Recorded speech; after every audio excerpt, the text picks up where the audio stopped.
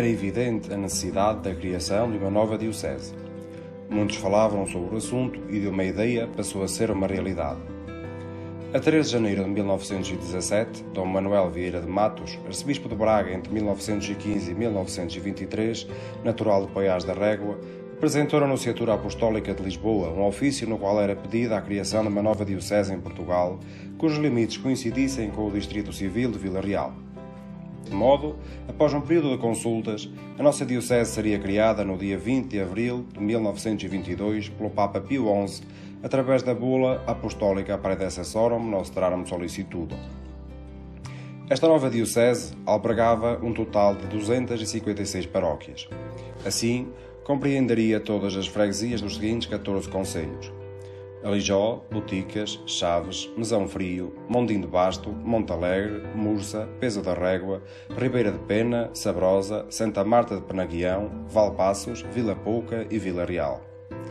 Atualmente, a diocese é constituída por 264 paróquias, agrupadas em 8 arciprestados: Douro 1, Douro 2, Centro 1, Centro 2, Baixo Tâmega, Alto Tâmega, Barroso e Valpaços.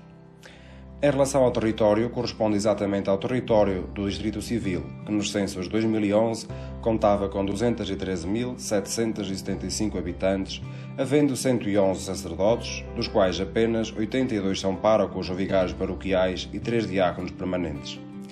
Vejamos como, de facto, a messe é grande e os operários são poucos. Como é óbvio, a recém-criada diocese esperava a nomeação de um bispo, e a escolha recaiu sobre Dom João Evangelista de Lima Vidal, a quem sucedeu Dom António Valente da Fonseca, que foi primeiramente nomeado bispo auxiliar da diocese em outubro de 1931. Segue-se a nomeação de Dom António de Castro Xavier Monteiro como bispo auxiliar.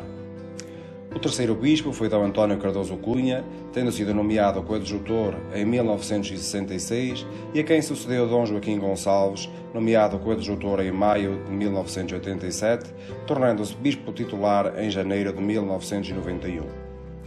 O quinto bispo foi Dom Amândio José Tomás, nomeado coadjutor em janeiro de 2008 e bispo titular da diocese em 2011. Em 2019, o encargo pastoral da diocese foi entregue ao atual bispo, Dom António Augusto de Oliveira Azevedo. Quando temos uma base ou quando entramos num projeto que já se encontra em curso, a nossa missão acaba por estar de veras facilitada. Porém, não foi o que aconteceu com o Dom João Evangelista de Lima Vidal, visto que a diocese era nova.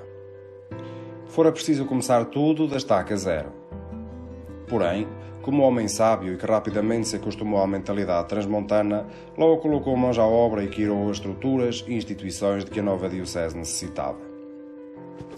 Relativamente aos seguintes prelados, muitas e boas obras desenvolveram em prol da diocese, pois embora a base já estivesse assente na terra, era necessário completar, passo a passo, a construção deste edifício. A diocese é recente, porém, atravessou momentos de grande mudança, como é o caso do Concílio Vaticano II.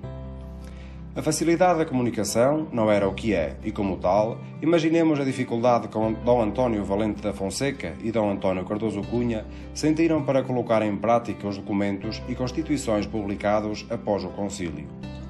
No entanto, nunca se deixaram vencer pela dificuldade. Os seus sucessores, Dom Joaquim e Dom Amândio, surgem já em tempos diferentes, no sentido em que são tempos nos quais é necessário despertar o compromisso de todos os batizados, pois o mundo tem muitas ofertas para nos fazer, mas no fim de contas importa enxergar aquilo que tem para nos oferecer. Quanto a Dom António Augusto, atual bispo da diocese, procura servir-se dos infinitos meios de transmissão da mensagem que temos à nossa disposição, com especial incidência para as redes sociais. O prelado tem como objetivo chegar o mais rápido possível ao maior número de pessoas, em especial aos jovens. A estes, lança-lhes o desafio de prepararem hoje aquilo que querem receber amanhã, assegurando que a Igreja confia em vós e espera muito de vós. Não podemos também esquecer a importância que estes meios adquiriram em tempo de pandemia, através das várias mensagens, das transmissões online ou das várias propostas apresentadas para a oração. Ainda, no que diz respeito à nossa diocese, há 3 aspectos que não podemos deixar de abordar. O primeiro é a sua riqueza arqueológica e arquitetónica. Temos igrejas românicas, romano-góticas, gótico-manuelinas ou igrejas barrocas. Tudo isto constitui uma grande riqueza patrimonial dentro do espaço da Diocese de Vila Real. Em segundo, aliada à riqueza material, temos a riqueza imaterial, nomeadamente a forte religiosidade popular. São inúmeros os santuários espalhados por esta Diocese fora, pelos quais os fiéis nutrem uma veneração admirável, fazendo deles uma riqueza inesgotável e inqualificável. Em terceiro lugar, temos a presença que sempre se fez sentir e faz sentir por parte dos religiosos e religiosas. Para além de todas as instituições e estruturas criadas, ficava bem expressa a necessidade da existência de um seminário diocesano, algo já sublinhado pela bula da criação da Diocese. Nas palavras do próprio Dom João Evangelista, sem seminário não há sacerdotes e sem sacerdotes não há cura das almas. Assim, a criação de um seminário era a grande preocupação do prelado e da própria Diocese. Quando Dom João chegou à Diocese, encontrava-se já em funcionamento um pequeno seminário na aldeia de Gralhas, concelho de Montalegre. Este seminário figurava numa casa rústica, sem grandes condições para o efeito, e sob a administração do Seminário de Braga. Sendo assim, tendo aberto em 1921, fora extinto em 1925, porque a Diocese de Braga reivindicou o edifício ou até porque o local não satisfazia o parlado nem as necessidades da Diocese. Entretanto, Dom Manuel Vieira de Matos, de quem já falámos, herdou uma grande casa em Poiares e decide cedê-la com a finalidade de ali se fundar um seminário salesiano. Neste seguimento, os alunos da Diocese frequentaram este seminário até 1930-1931. Ainda assim, apesar de ser uma boa solução, não é definitiva, porque continua a não ser um seminário diocesano. O seminário diocesano deveria ser construído no coração da Diocese, ou seja, na cidade de Vila Real. Contudo, levantava-se sempre a questão: e o edifício? A escolha recairia sobre o convento de Santa Clara. Este agradava não só ao prelado, mas a todos os que estavam envolvidos neste processo. O edifício em si não era muito convidativo, porque na verdade já não passava de ruínas. No entanto, a localização, como ainda hoje podemos comprovar, compensaria todos os esforços que se pudessem levar a cabo. Havia duas hipóteses para adquirir este velho convento: comprá-lo ao Estado ou trocá-lo pelo edifício e anexos do Liceu Camilo Castelo Branco, que pertencia a Monsenhor Jerónimo Amaral. Esta era uma proposta benéfica para ambas as partes, visto que a Diocese não precisaria de gastar o dinheiro que não tem e o Estado troca as ruínas do edifício pelas instalações do Liceu, deixando assim de pagar a renda ao proprietário. Já sabemos que as burocracias atrasam sempre este tipo de processos, contudo, em dezembro de 1994, a troca foi autorizada, sendo efetuada em abril de 1925. Agora que o convento de Santa Clara estava disponível para ser o seminário diocesano, era preciso pôr mãos à obra. Em fevereiro de 1926 começaram a demolição e no mesmo ano Dom João seguiu para o Brasil com a finalidade de angariar fundos para a construção do edifício. Todavia, a construção do seminário não passava nem poderia passar apenas e só pela edificação da casa. Por isso mesmo, o parlado começou por enviar 2 alunos para Roma, a fim de que pudessem vir a ser futuros professores no novo seminário diocesano. Apesar das adversidades inerentes à construção do edifício como é o do seminário, em meados de 1930, o bispo recebeu a notícia de que os primeiros alunos poderiam dar entrada no início do novo ano letivo. Assim, em setembro do mesmo ano, realizaram-se os exames de admissão e no dia 13 de outubro, os primeiros 21 alunos deram entrada no seminário de Vila Real. Como já vimos, em 1933, o bispo de Diocese passou a ser Dom António Valente da Fonseca. Assim, coube-lhe prosseguir e terminar a construção do seminário. Porém, dadas as suas dimensões e o facto de ter sido construído por alas, só em 1953 é que as obras terminaram. Até 1966, o seminário de Vila Real funcionou como um seminário maior e menor e nele era dada toda a formação, sendo que grande parte dos professores eram formados nas universidades católicas, quase sempre na Gregoriana em Roma. O ano letivo de 1966-1967 é um ano de grande viragem para o seminário de Vila Real. Outro bispo, outra equipa formadora, outra maneira de tratar com os seminaristas. A partir de então, os alunos do curso de Teologia passaram a viver e a frequentar o Seminário Maior do Porto, passando o Seminário de Vila Real a ser um seminário menor. Para além desta tremenda mudança, Dom António Cardoso Cunha adquire uma quinta que, devidamente tratada, faria com que o seminário fosse praticamente autossustentável. O seminário chegou a alojar 300 alunos em simultâneo. Por isso, é marcante na vida da Diocese e na vida de todos aqueles que, padres ou não, ali estudaram e viveram vários anos. Atualmente contamos com 7 alunos a estudar Teologia no Seminário Maior do Porto, 5 no Seminário Menor em Vila Real e 3 em estágio pastoral. É de facto um número reduzido. Porém, não podemos baixar os braços e resta-nos continuar a pedir ao Senhor da Messe que envie operários para esta pequena porção da sua Messe. Cada aluno, à sua maneira, está a viver este momento difícil de pandemia. Quanto aos seminaristas maiores, encontram-se há vários meses no seminário, sem ir a casa, a ter aulas através das plataformas digitais, como todos os outros estudantes. Contudo, existe uma grande diferença, na medida em que continuam com a vida comunitária. Certamente não é fácil, mas é também um tempo em que algo de bom se pode retirar, como, por exemplo, parar e conhecer-se melhor a si, ao outro e, simultaneamente, estreitar os laços da sua relação com Deus. Por sua vez, os seminaristas menores encontram-se em casa a assistir às aulas através da telescola, junto da sua família. Relativamente aos estagiários, encontram-se a desenvolver as tarefas que lhes estão pedidas, mas sem poder estar junto das pessoas que começam agora a servir. A situação é adversa. Uma verdadeira tempestade com a qual não sabemos lidar. Porém, como diria o Papa Francisco, convidemos Jesus a subir para o barco da nossa vida. Confiemos-lhe os nossos medos para que ele os vença. Com ele a bordo, experimentaremos que não há naufrágio.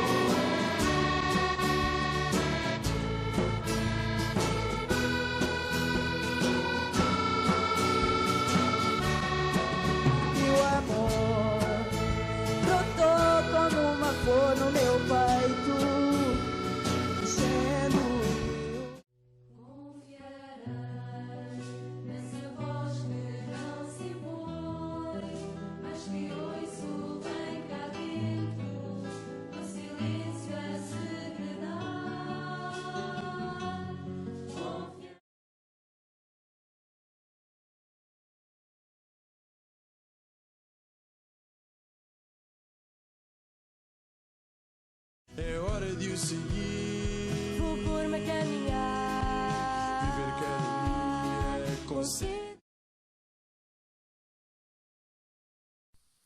A experiência da Missão País em Montalegre foi uma surpresa emocionante.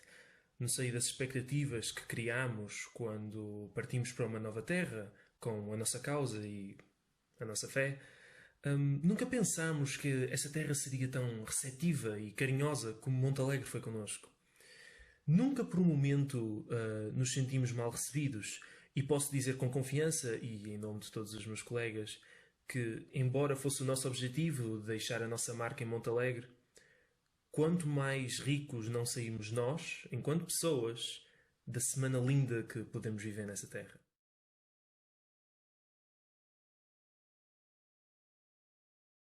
Acordar e ter uma vista privilegiada para a casa do Criador é um aconchego para o coração e um reconforto nestes dias de privação. Nós tentamos preencher este vazio com as celebrações virtuais nas redes sociais, para não perder os hábitos e manter a esperança, na certeza de que não caminhamos sozinhos. Olá, eu sou a Bárbara. Gosto muito de ir à missa.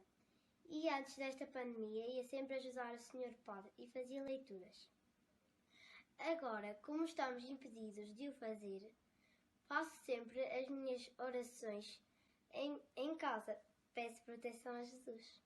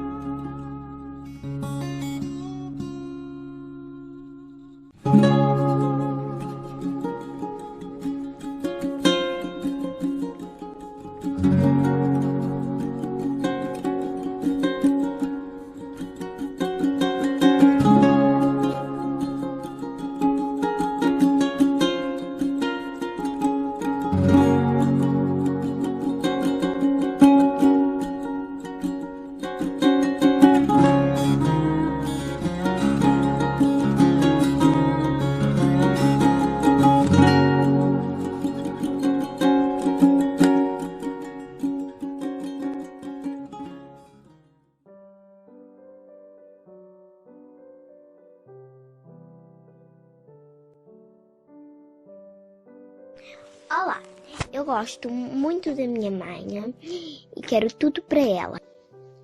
Feliz Dia da Mãe!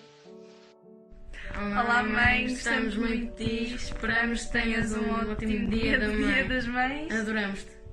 E vamos estar contigo, por isso o dia vai ser fantástico, obviamente. Olá mãe, gosto muito de ti, beijinhos! Olá, mãe. Queria desejar o melhor dia da mãe de sempre, porque tu és a melhor mãe do mundo e és a minha melhor amiga. Obrigada do fundo do coração por tudo o que tu fazes por mim.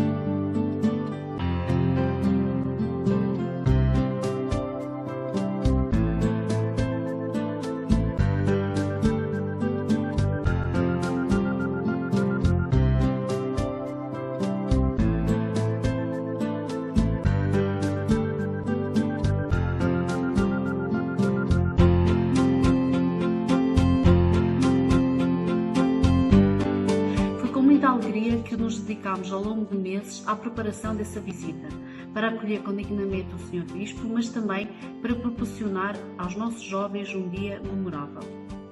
A visita pastoral decorreu em 4 dias. Dias esses dedicados a visitar as capelas das várias aldeias da nossa freguesia, os idosos já incapacitados de sair das suas residências, os diversos movimentos associativos existentes na nossa aldeia, o lar e os idosos a quem dão assistência e as nossas crianças que frequentam a catequese juntamente com os seus pais.